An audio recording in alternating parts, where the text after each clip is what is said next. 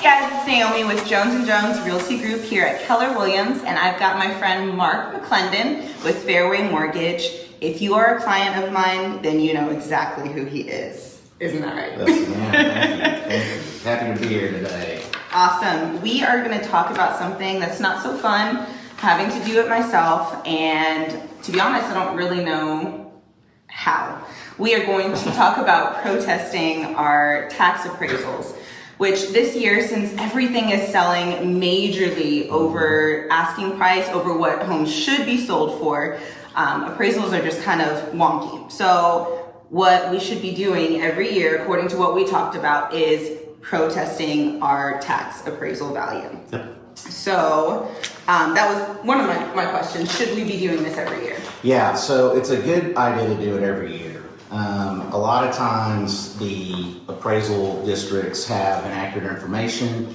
You know, this year especially with some of the damage from the storms, it's really important to document that information, photographs and things of that nature if you can. If you're doing it yourself or if you're using another company, which we'll talk about here in a minute, it's a great idea to do it every year. Some years you'll have success. Some years you may not have as much success, but it doesn't hurt to do that. Okay, so even if the appraisal value comes in pretty close to what you believe your home, you should still... Especially if you have deferred maintenance. Okay. So if you've got cracked concrete, if you've got some damage, if you've got some paneling that needs to be repaired and things like anything basically that you think might devalue your house. Okay. Because the key here, just remember this, it's not about protesting your taxes, it's about protesting the value of your house. And so obviously we want that value to be really high when we sell, but when it comes to paying our taxes, we'd like to have those as low as possible. Right, so you would be telling them about those items? Yes. Okay, yep. Interesting, yeah. Good to know. Yeah. All right, let's see. What should you do if you do not get a letter from your appraisal district? Great question. So every year, around the fall, the beginning of the year, you should look for those letters. If you don't get them, it might mean that your taxes aren't really going to go up, or that your value hasn't changed. Right. That's probably an anomaly right now, as you know, Naomi. So it's always a good idea to find out what county you're in. So like if you're in Tarrant or Dallas or Denton, go to the website. You can look up your property either by your name or your address, and then reach out to them or see what's on there just to make sure that you weren't, there wasn't some omission or issue with that. Okay, that's easy enough. All right, so when you are finding comps to bring forth as, showing that your value should be much lower, are you using comps from the current time or from January when they actually pull the value? Yeah, so I always say if in this environment it's not likely to happen, but probably try to use the ones that help you the most.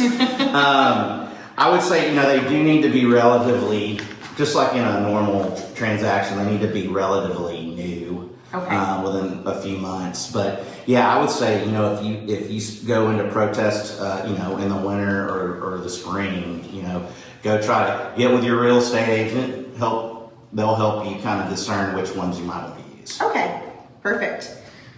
Alrighty.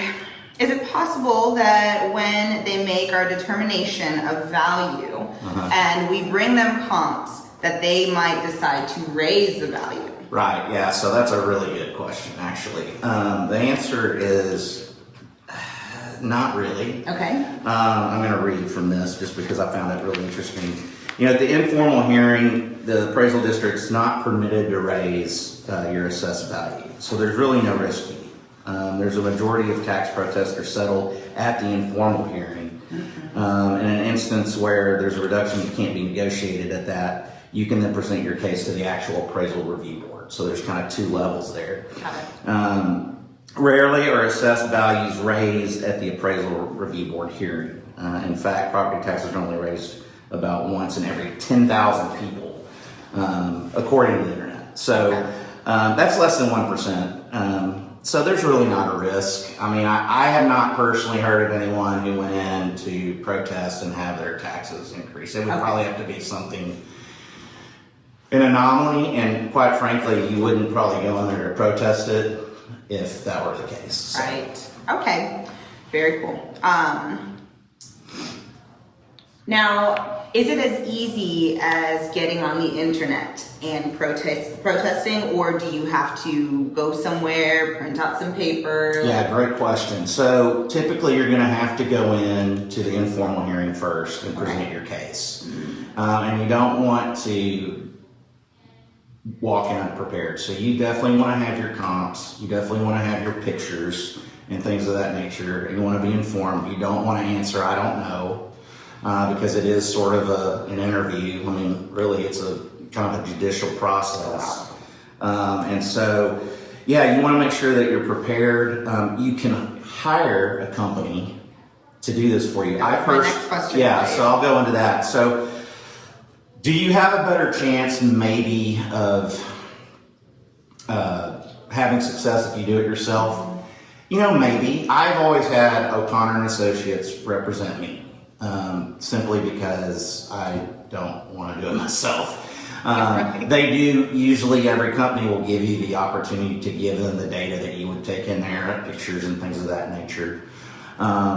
And they're professionals, so they do it. The downside, quite frankly, in my opinion, is they have a lot of clients. If you represent yourself, you're your own client, right. But you may not be as skilled at being able to affect the outcome the way you want. Right, they would know everything that would be asked of you and how to present it properly. It's sort of like when you get a traffic ticket and you hire the people to go kind of help you at a discount to take care of it at the office. Because it does, quite frankly, depending on the area, it can take a lot of time. I mean, it can take a full day to go do that. And a lot of people, if you're single parent or you work a lot, those guys are typically people that are trusted. I would say Texas Tax Protest is one company, and I've used O'Connor and Associates for a number of years. Can you explain how they get paid to do? Yeah, excellent. So most of them will get paid only if they're successful.